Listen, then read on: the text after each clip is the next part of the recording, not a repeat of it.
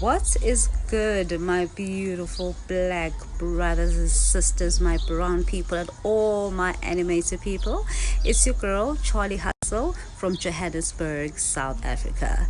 So I thought, you know what, let me make this video because clearly there's a lot of misconceptions about Africa and also about how Africans feel about black people in the United States. It seems that you guys have been like seriously lied to. The fact that you guys still believe that we all live in huts. Yes, they are still part of Africa and that are very, very traditional and just proud in that sense that they still have their huts. I'm originally from KZN, Richards Bay. That's in KwaZulu Natal. That's where my parents were actually born. My parents came to me, came to South Africa with me when I was 4 years old. So I'm born in Richards Bay. I'm born in Durban. However, I am a proud Joburger. I'm a Joburg girl because it's all I know. It's all I know. It's how I was raised. You know what I mean? But yeah, we as South Africans, we grew up watching American movies. We still do. Some of us even prefer American movies to all other movies made in any other part of the world. We listen to your guys' music. We imitate everything that you do. We even calling like black Americans some of the coolest black people in the world. You know what I mean? But it seems that, man, you guys have been really lied to, because I've seen a lot of posts in the past of black Americans saying that Africans don't like us. I mean, even Ari Spears made a joke about it, saying that Africans don't like black Americans. We say you guys are lazy. We prefer to love white people. You know what? I cannot even blame people like Aries because I don't know if he's been to South Africa. Just like I can't blame any other American person, any other black American person who decided that they no longer want to be called an African American because there's nothing African about them. But the truth is, this is how much you guys have been brainwashed. You guys have been brainwashed so much, like you guys have been convinced. I don't know what systems, what the media in America is showing you guys, but clearly you guys have been convinced that we hate you guys. We have absolutely nothing but love for black Americans. Whether you choose to call yourself a black American, an an African American, just know that we love you guys. When we say you should come back to Africa, come back home, we mean it. The way that you've seen I Show Speed been treated in like different parts of Africa that he's visited so far already should just show you how much love we have for you guys, because in South Africa especially, let me not speak for other countries, but in South Africa especially, for instance, we don't care which part of the world you're from. When you're in Africa, you are an African. As much as, yes, there may be a whole lot of xenophobia happening and whatnot, maybe those are our own African issues that we still need to fix, but I just want to let you black Americans know that everything you've been told is a lie. We love you guys. We love calling you guys our own. We feel so proud calling black Americans African Americans. You know what I mean? And the reason we do that it's because we want to keep trying to prove to you guys that whatever it is that you've been hearing about us is not true.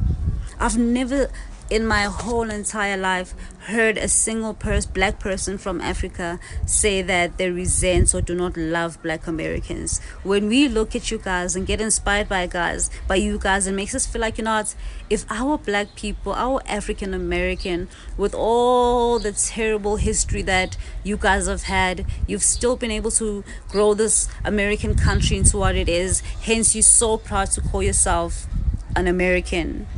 You know what I mean? We understand the struggle went into it. So I don't know, maybe it's part of the struggle, maybe it's still part of the segregation trying to like keep us divided as black people. Clearly the black media you guys have been seeing when it comes to Africa is not true, and I cannot help but wonder who it was that started this rumor, but I highly doubt that it was a black person, because honestly, what do they have to lose rather? But just listen to this real quick. This is a quick food for thought moment, right? I don't know which president it was who said it. I'm ashamed to say that. I think it could have been our late president Nelson Rolihlahla Mandela, South African president, who said, "United we shall stand, but divided we shall fall." Let that sink in for a quick bit, because maybe the people that have been lying to you guys and trying to cause this separation between us and trying to convince you guys that we hate you, whereas where have you ever we've never heard that black Americans hate us. What reason do you have to hate? You know what I mean? But when you want people of a race, people who are all about equality and making the world a fair place for black people and all melanated people, of course there will be people out there who will not necessarily like that idea, and those are the people who will work overtime to keep us separated.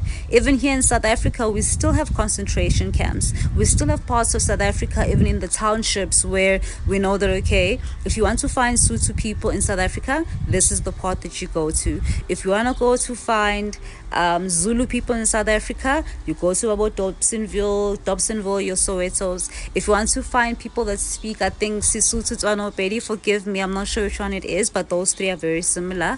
You go to place like Mapetla, you know what I mean? So it is one of the biggest townships in South Africa. We speak more than 12 languages right now, but we in South Africa are able to sit in a group of 5 different people speaking 5 different African languages. Every person speaks their own language, responds in their own language, but guess what?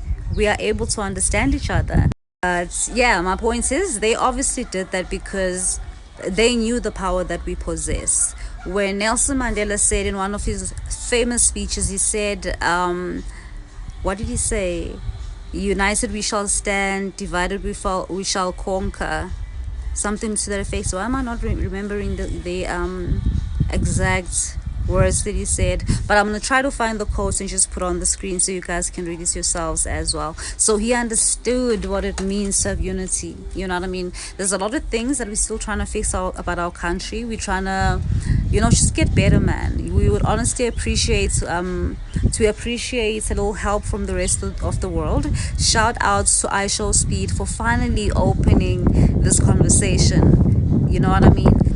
But I can't, respectfully, I cannot help but wonder why you guys in America have not been doing your own research. You know what I mean? Why haven't you not taken upon yourself to say, you know what, maybe I'm being lied to, or maybe that's what brainwashing is, because it happens here in Africa and in South Africa as well. So now that Spee has opened the conversation, do your own research. Just search all the different countries he's gone to. See how far we have come, maybe from the last 50, 30, 20 years. You know what I mean? Come home, guys. We love you here.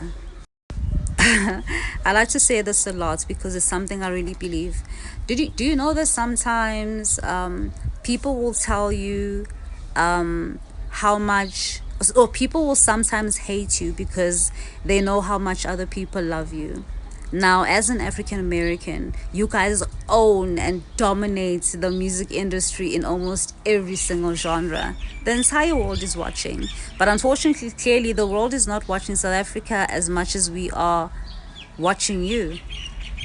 You know what I mean? So do your own research, man. Check out South African music. Check out some of the most beautiful places to see in South Africa. In fact, I will be making more content about this because, yeah, hey, these people just want us to divide us, man, and they want to keep us divided even when we are in different parts of the world.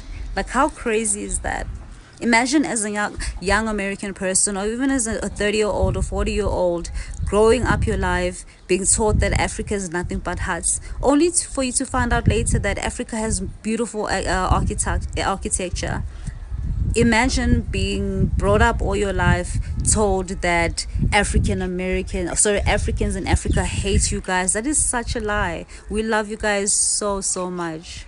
We have absolutely nothing against you. We've learned so much from you guys and from the work that you've built in trying to build this big, amazing country, and you do deserve your flowers.